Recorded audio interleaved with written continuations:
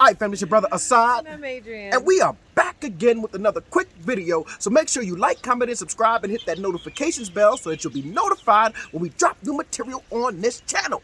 Secondly, in terms of housekeeping, I got to give a special and a significant and a particular and a peculiar shout out to my South African family for all the love you guys have shown this channel.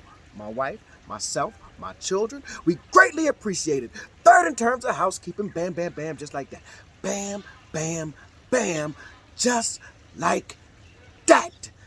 Third, in terms of housekeeping, I got to give a special shout out to the rest of the family, to the UK family, to the USA family, to the New Orleans family, to the Louisiana family, because those are two separate things, to the Texas family, yes, to all those still watching in the States or watching in Europe or wherever. I mean, I've seen the demographics change a little bit, so yeah. Shout out to all of y'all. Y'all part of the family. Bam, bam, bam, just like that, you soldiers.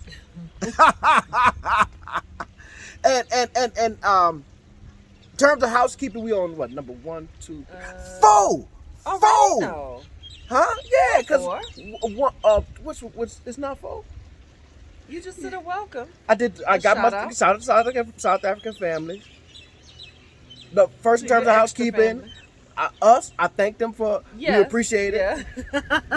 Well, I done forgot. 4. We'll go with 3 or 4. 3 or 4. All right. Whatever one we on.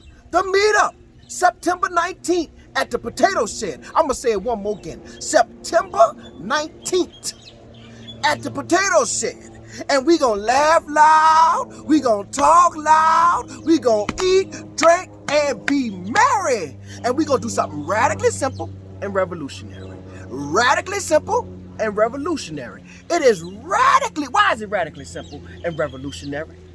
Because it's very easy to get together with your friends and laugh loud and talk loud. Bam, bam, bam. Now we'll make it revolutionary. Because you're intentional about where you spend your money. Bam, bam, bam. Just like that. It becomes revolutionary when you become intentional, where you spend your rands. We gonna place rands in black hands. This is radically simple and revolutionary. Radically simple and revolutionary. 4th or 5th in terms of housekeeping. And housekeeping getting long. It's getting a little too long. I think housekeeping needs to be cut off. Cut the housekeeping no damn near 3 minutes. Right. No more than 3 on housekeeping. But we got a lot of stuff going on. So then September 2nd. Oh yeah, that's what we need to do. September 2nd. September 2nd, the book club. The book we will be reading this month, or we should start reading right now. Right now. Not now. Right now is the New Apartheid. And so I know we had a book club July 14th, and you say, well, September 2nd ain't a month, but I think we need a little more time to digest this book, to really give a critical analysis and a critical assessment of this book, right? And then the book we're going to read after that will be The New Jim Crow by Michelle Alexander, and then we're going to do a comparative analysis. Why? Such a character. Are we done with housekeeping? Almost. Oh, okay. Almost. No, that's it. So September 2nd, if you are on the email list that we created for the first book club, I will send you the link. If you are interested in joining the book club, email me at asadelmalik@gmail.com.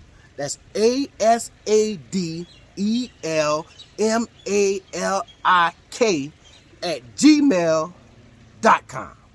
Now that's housekeeping. 4 minutes. Damn, I'm spilled coffee all over me playing around. That's 4 minutes of housekeeping, man. We gotta do better. We're gonna have to cut the housekeeping out. Not we. That's all your housekeeping. But you gotta do housekeeping. You ever been in somebody's house who don't keep house? Do you feel comfortable there? All right. Yeah, you got to keep a little house. Yeah. So, what is today's topic? 1 year. 1 year? 1 year and it's our anniversary. Made for you We've and me. been here one whole year. Man. So let's just It doesn't feel like it like time flies. Yeah. They say time flies when you're having fun. Well, we must be having the time of our life, because it seemed like just yesterday, or like not yesterday, but like a couple of weeks ago we arrived. And it's Yeah. been a whole year that we've been here. And so if we go back a year and a month or a year and 2 months, where were we in life at that time? Homeless? Back and forth between Houston and New Orleans? Yeah. Or is Yes. that before we sold the house? No, well, let's go back to when we still had the house. When we still had I want to go back to that week after. So we put the house up like on a Wednesday, Yeah. or maybe it was a Friday, and then Within a week we had an offer. yeah, within a couple of days we had an offer on the house. Yeah. So once we had the offer and all that was kind of squared away, man, it was like, I think that's the moment that the realization that we are moving to South Africa really, really kicked in. Yeah. Why? Because that is a total divestment.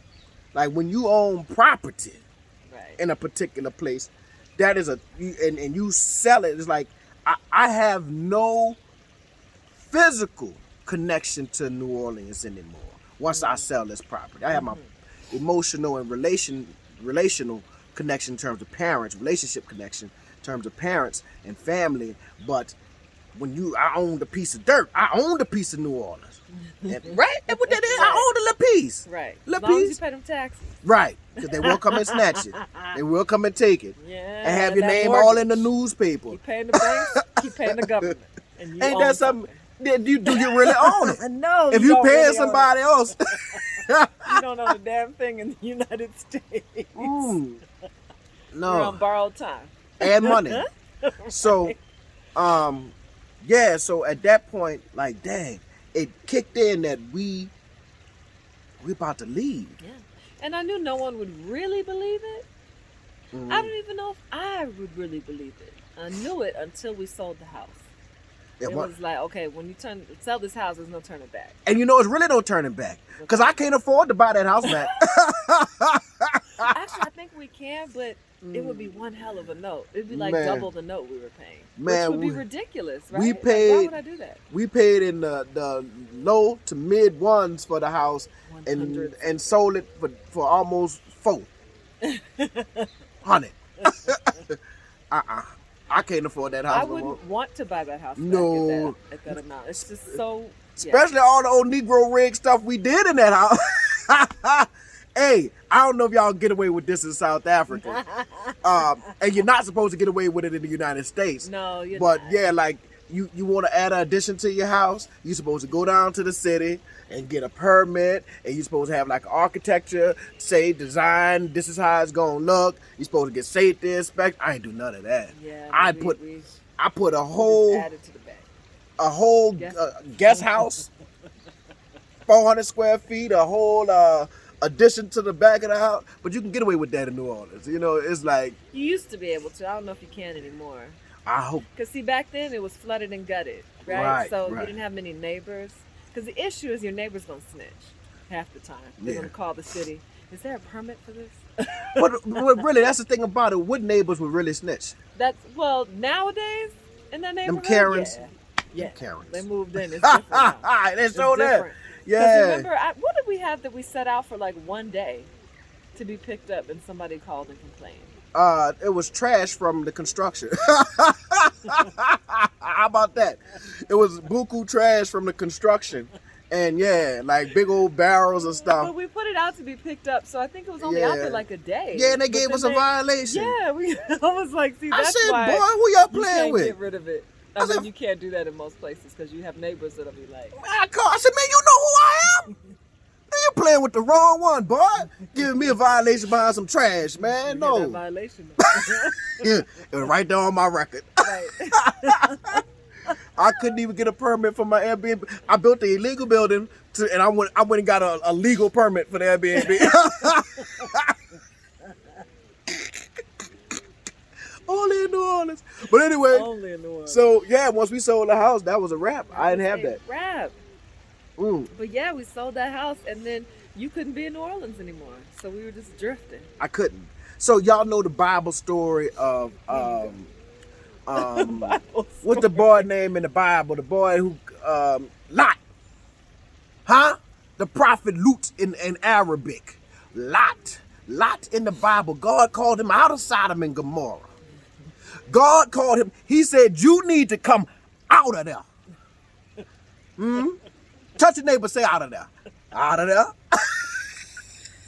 And look, I'm telling you, I couldn't be there. It was like a strong pulling. And notice, in the Bible, Lot, his wife looked back and turned into a pillar of salt.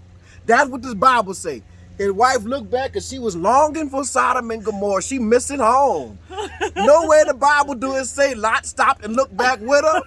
Nowhere do it say that. My baby's gone. Oh God, please, no, not my baby, not my wife. You're moving. He was like, she don't listen. That's on you. He probably just heard it. I was like, dang.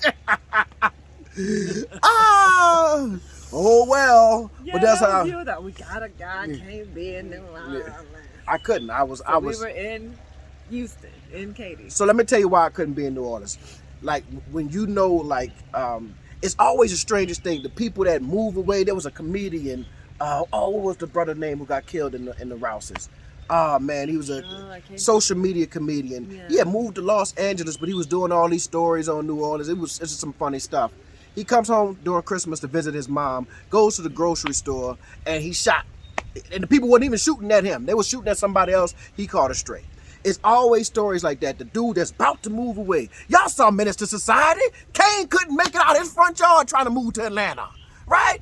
It's always like, so I was like, nah, let me hurry up and get out of here. Let me get out of here. And let me tell you, New Orleans last year was the murder capital. And last summer, it was a killing spree. Now, I don't know if that was going to happen to me, but it was just like bodies was dropping. I was like, I don't want to be here. I don't want to be. And y'all may understand, New Orleans this big. It's this big. You're on one street.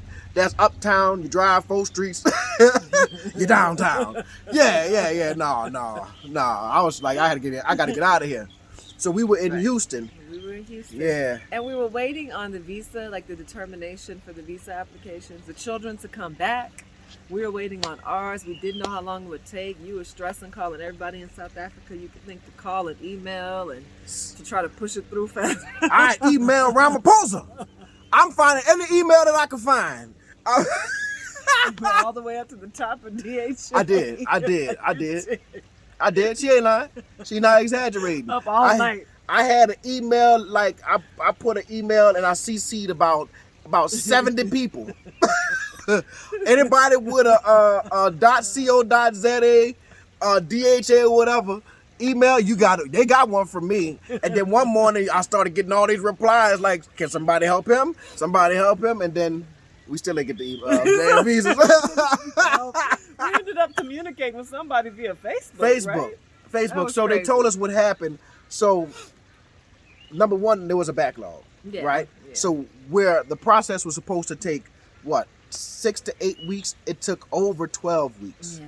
Right? It's like 14, 15. Yeah. And I remember somebody made a comment like, look at this guy. He sold his house and has his family living in the hotel. Boy, I got money. Stop playing with me. How about that? I remember them saying that. We here now. Right.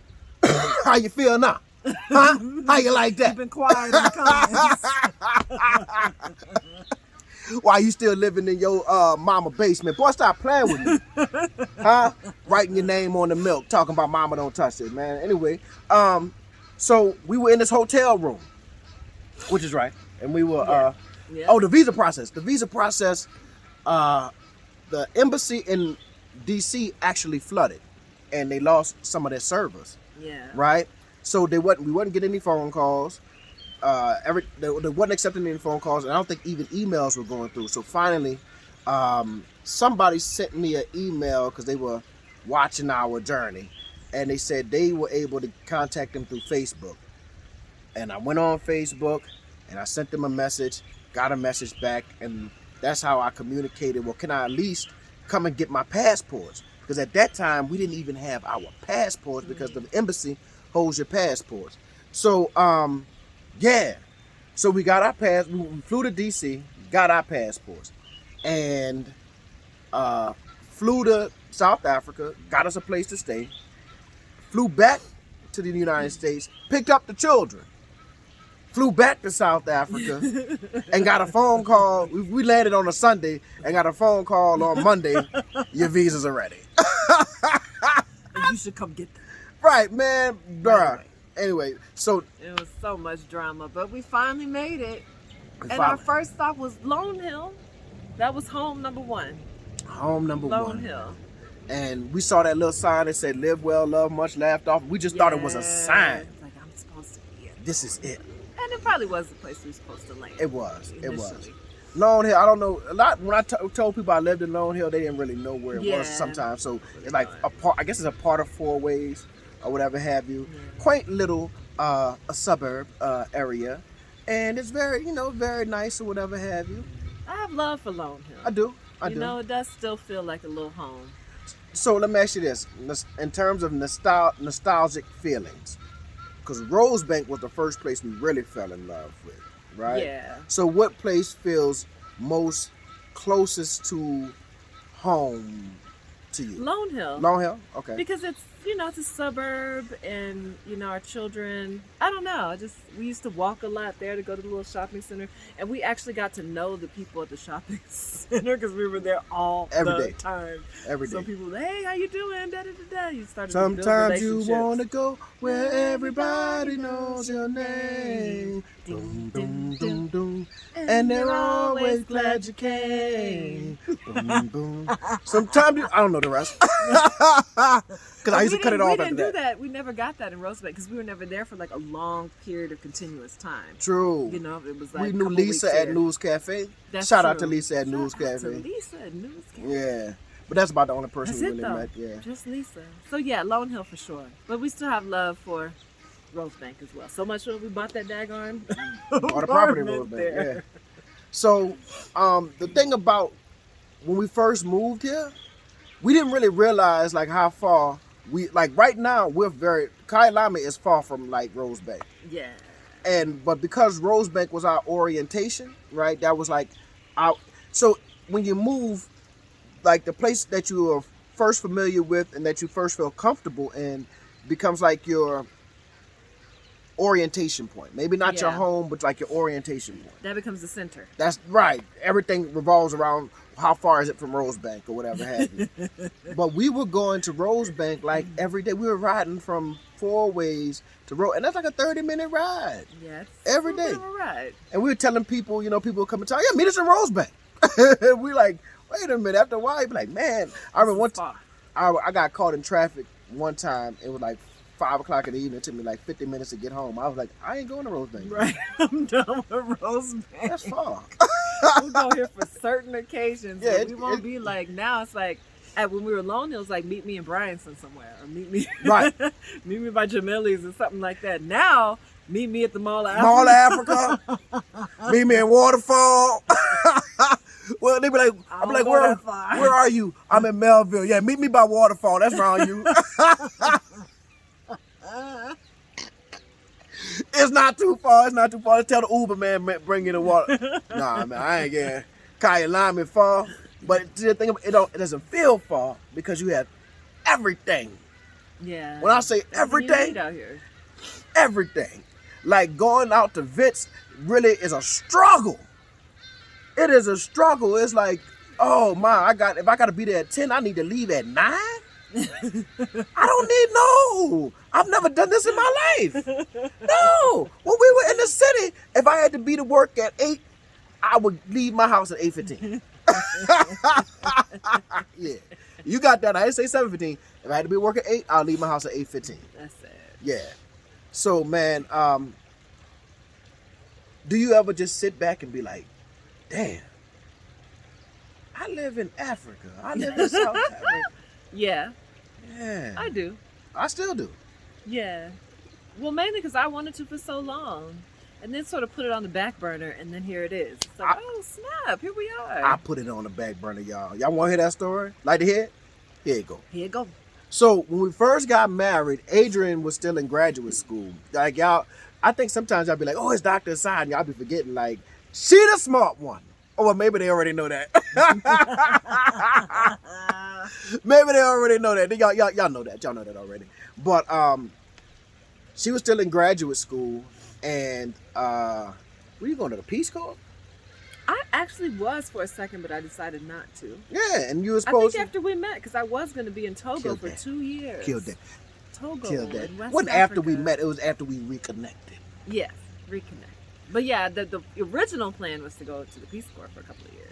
And I remember we got married, and you telling me you should move to Kenya. I was like, that's not no good thinking, baby. That's not really.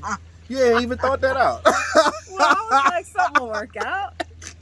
Things work out. When we got married, I owned a house, a BMW, and had a full-time job. And she telling me, yeah, go on and get rid of all that and move to Kenya. No job. I'm like, no, what you talking about? Wait, who I done married? Why we should just do it? No, I'm not. We're young, we don't have no kids. Why not? No. No, I wasn't leaving New Orleans. So, but throughout our marriage, Adrian always talked about, because we ended up going to Tanzania. Yeah. And she kept saying, you know, oh, I would love to live in Tanzania one day. I was, go ahead. Well, no, they were offering me like a longer, I was there on a research project, and the what do they call it? Anyway, principal, coordinator, whatever they're called, who over the research project. She was like, if you want to do more work, I have a ton of work in Tanzania, so you can stay there as long as you like. We have a lot of work. But you didn't want to move. We're in New Orleans, baby. What's hell? I said, So what's I had to hell? go home. Nah. And that researcher told me she was like, do you want to have kids? I was like, yeah. And she was like, you can kiss your career goodbye. Look how wrong she was. Dang. Yeah. That's them other people they think like them other people think like that. Oh, Yeah. you can kiss your career goodbye. Yeah. Very arrogantly. Look at us now, dog. How you feel? Oh, did you pop the collar on the collarless? On the collarless.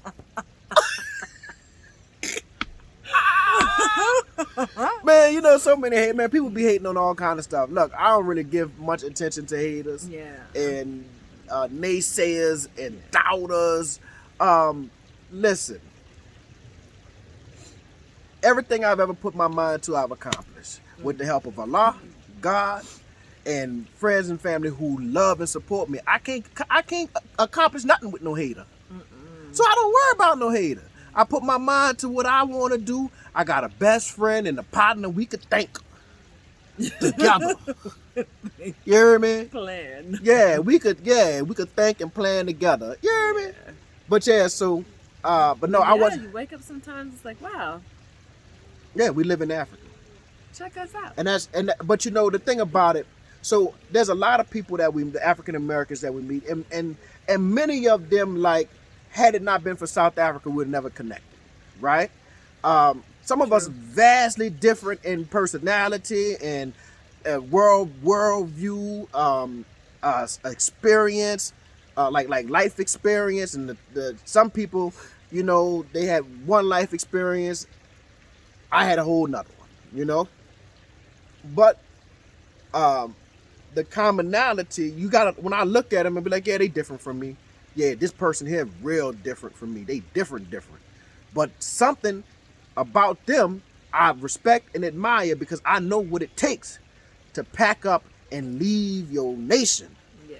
To leave the country that you've known as home your entire life and move across the world. You know? Mm-hmm. So I know that feeling. It's like, you know, when I used to work out, y'all know Unc used to be fine. We still don't make Unc fine again. You heard me? We still don't make Unc fine again. Yeah.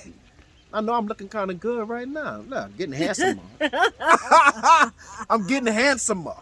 But it's like when you see somebody that's like that works out, like they in great shape, you know, they lifting weights, and you be like, man, I respect it because I know when you work out, you like, It's a lot of I know what it takes to get there. consistency and Yeah. determination and all those Yeah. other things. So, Discipline. yeah, and this move, it takes foresight, it takes planning, it takes, you know, project management, it takes all kind of stuff. Commitment, a radical commitment, a ridiculous commitment. Yeah, ridiculous consistency and radical commitment.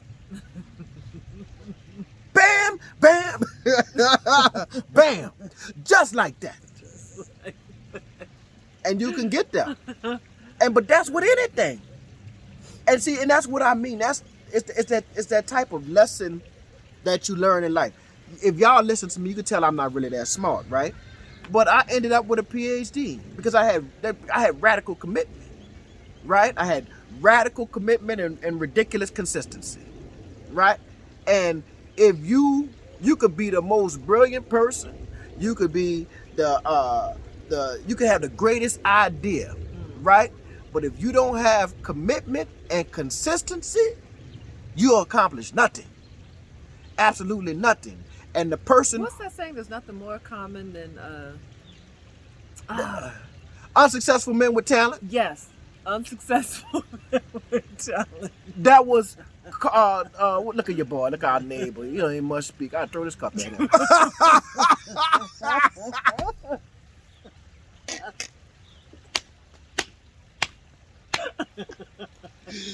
Oh, that was Calvin Coolidge who said that. Yeah, that was Calvin Coolidge. He said nothing in the world is more common than unsuccessful men with talent, right? Nothing is well. He look up with scorn. Who, your He boy? by looking up with scorn. All this loud laughing. Yeah. Y'all gotta see him. Yeah, I think he drank a lot. I think in that bottle right there that is in his hand, it looked like a Sprite bottle, but I think he got a little vodka. That thing look miserable. You gotta see him. He always walking looking mad. He's short, he got long hair and bald at the same time.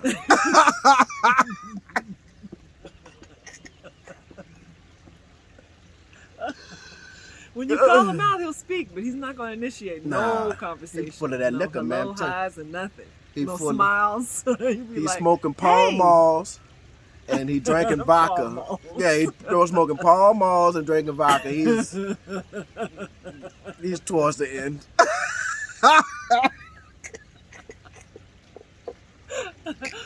Oh, y'all know? Oh, I forgot to mention it, but yeah. But I want to mention something else. But nothing in the world can take the place of persistence, is what Calvin Coolidge said. Nothing in this world can take the place of persistence. Talent can't. Nothing is more common than unsuccessful men with what? With talent. Nothing is more common than that. I'm talented. Boy, everybody in the project talented. You know how many singers out there? You know, great singers. What Jadakiss said, there's a brother in prison with better skills than Jordan. Yeah, yeah, everybody got talent.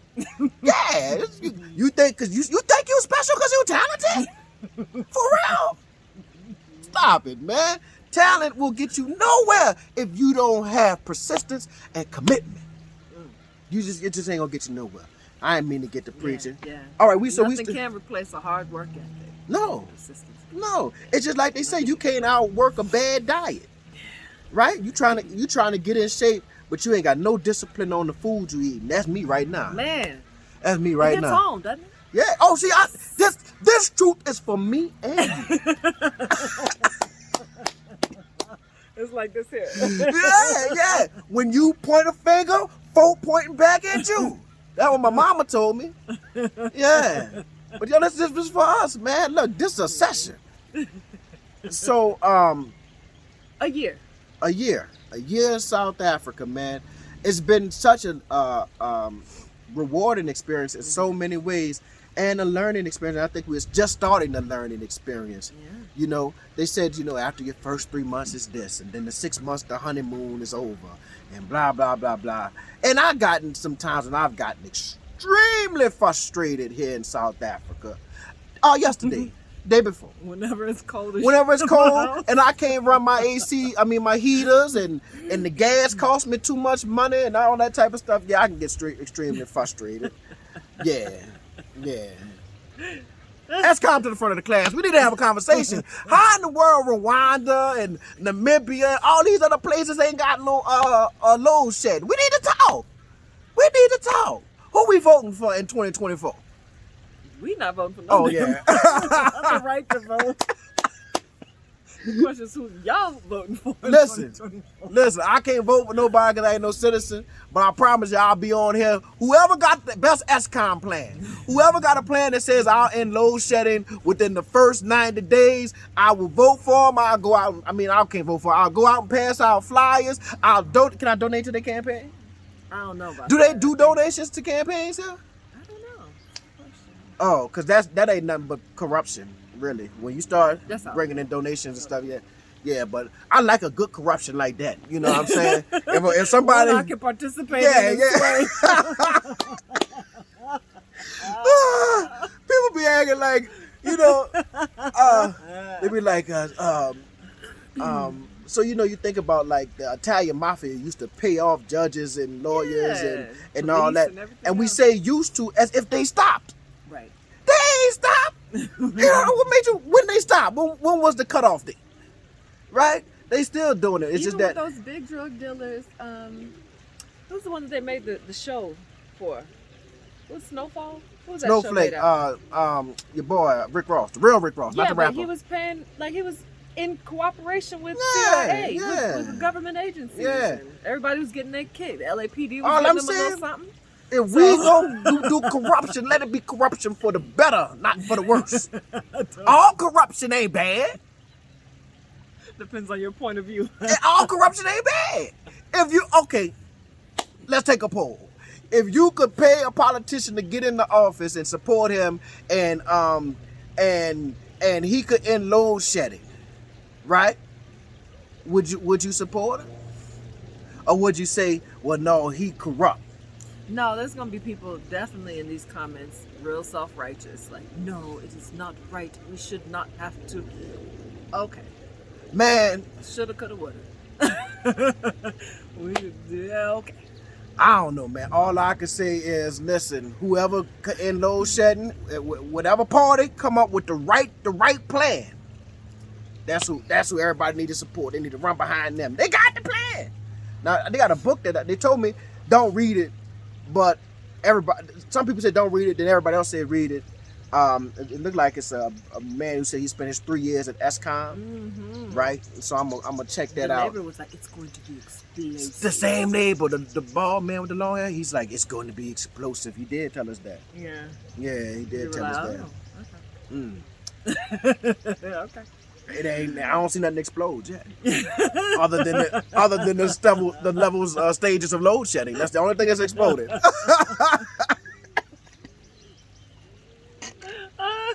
It's the only thing that's exploded, man. God, dog. Yeah, but this year hasn't been without its challenges. We had the flooding bathroom in the last place. We had to move children from one school to another. You did. Yeah, so it hasn't been all smooth all the time. Yeah, all kind of stuff. What else? Something else happened. What?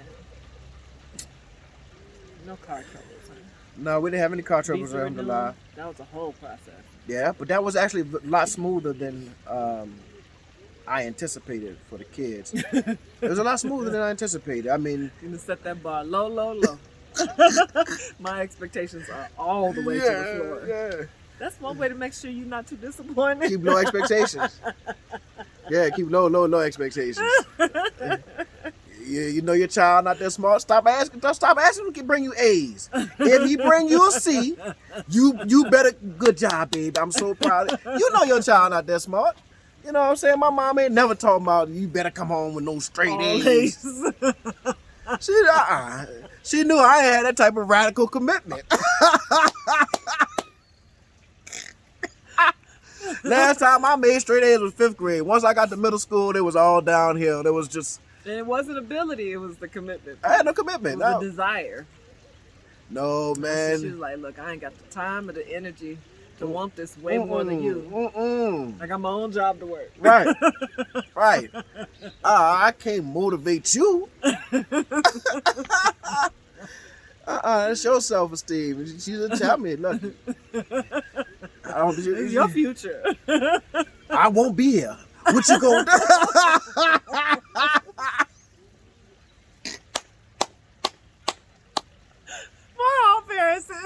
One day I'm gonna be dead and gone. And I won't be here to help you and to support you. I ain't got no money. I ain't got nothing to leave you. Ain't that something? You can't depend on me. Well, that sound like you ain't do your job, Mama, Daddy. How you ain't got nothing to leave me, man? I ain't got nothing for you. I'm out here working like all to you when I was alive. Yeah. Deal with it. That's crazy. And that's why we working like a dog to make sure we have something to leave our children. Right. It won't keep them from having to still do their own work. But, gotta have something to leave them. You know, it can give them a little head start. Mm-hmm. Definitely. After that, it's on you. And that's one of the, I guess that's, we're 35 minutes in. If you're watching this long, you're a soldier. You still watching? Yeah. You on them people clock right now. Them people told you to write that report. You sitting in your office right now looking at YouTube. Looking at YouTube. Keep doing it. Them people don't respect you at that job no way. Them people they not giving you what you work anyway. Yeah, take this little time. Man, let me stop playing. But man, South Africa, man. But then I sit out here, all the challenges we faced just getting here. I sit out here and look at all this beautiful scenery. And I know South Africa. Somebody who, oh man, South Africa got this and South Africa got that. And I think one thing that we've done is that there are a lot of people who had a certain perception of South Africa. And I'm not saying this tooting our horn, but I've read it so many times in the comments. I've actually had people say, thank you, Dr. Asad, for changing my perception. And that wasn't really my goal. No. Our goal was not to change anyone's perception because we didn't realize that there was like this negative perception. We came here and was like, oh, these people living in paradise. Right? And then, you know, so we just big up in it. Like, oh, this is great. We love this South Africa. And people said, thank you for changing my perception because I had a negative perception. But more importantly, I think, it's changing that mythological perception of the United States. Because so many people, YouTube is beautiful and genius platform because now you don't have to go to CNN, ABC, MSNBC, and all of those places. You could actually see like real, as the great philosophical musician Sly Stone would say, everyday people. You could see, as John Legend would say, ordinary people. Yeah. You could see ordinary people talking about it. You get a different perception of what that place is, man. But South Africa, year one, it's been great. It's been good. It's been great. A, B, C, D, F. A. A? Yeah. All right. It's been an A for me. Load shedding and all, it's still been an A. I really enjoy living here, like every day. Yeah, that load shedding give it a little A minus for me. Yeah. I guess I've gotten used to it. Yeah. You know? I have my app. I'll be like, everybody turn the heaters off. Load shedding starts in 20 minutes. I can only get warm 2 hours a night. That's that. No, it's an A minus. Yeah, it's an A minus. It might be a B. It might be a B plus. Well, you know what? No. Okay, so A minus because these winters. Yeah. It takes me some getting used to. Like, I've lived in a very warm place all my life, really. I've never lived anywhere that gets cold in the winter. Right. Maybe for a day or two, but then it goes right Y'all, back it snowed here, man. And it's a little chilly, and that takes some getting used to. It's like, Well, no, it's... And they say as you get older, you have less tolerance for cold. So I'm concerned. Old people are always cold. But all we got to do is raise these children, and then maybe we can relocate to a warmer part of South Africa. Yeah, maybe so. You know? But I think we got we get cool weather. We did in the Northern Hemisphere. But the place that we live, like right now, I don't know what, I guess it would be 40 degrees in y'all temperature and 100 and something, and 110, 100. That's what they hitting right now. They hit whatever, we Fahrenheit, right? Yeah. Or the America Fahrenheit. So the heat waves are hitting 110, 111, 112 Fahrenheit. Whatever that is, if that's 41, 42 degrees Celsius, whatever, I don't know. But that's what, so cool to us. I guess, every once in a while it'll be like, oh, it's getting down to freezing tonight. But the difference is we ain't had to cut off our heaters because of load shedding. Yeah. You can run your heater. And it doesn't last long. And it doesn't last long. In A couple New of Orleans, days. it doesn't stay cold consistently. Man. I mean, maybe 4 days, 5 days straight, if that. Yeah. And then you're back up to, okay, this is cool. Yeah, people outside in wife beaters and shorts. Right. Yeah. Straight wife beaters and shorts. 30 degrees is really cold. Yeah. Oh, yeah. So, yeah, so it's just taking some getting used to, like, I'm cold. Yeah. All right, family. Well, year one in the 40 books. minutes. 40 minutes. Lord have mercy. Well, this is special. This is a special presentation. You heard me? The meetup, 19th. The book club, September 2nd. And if you watch this long, you a soldier. Bam, bam, bam. Just like that.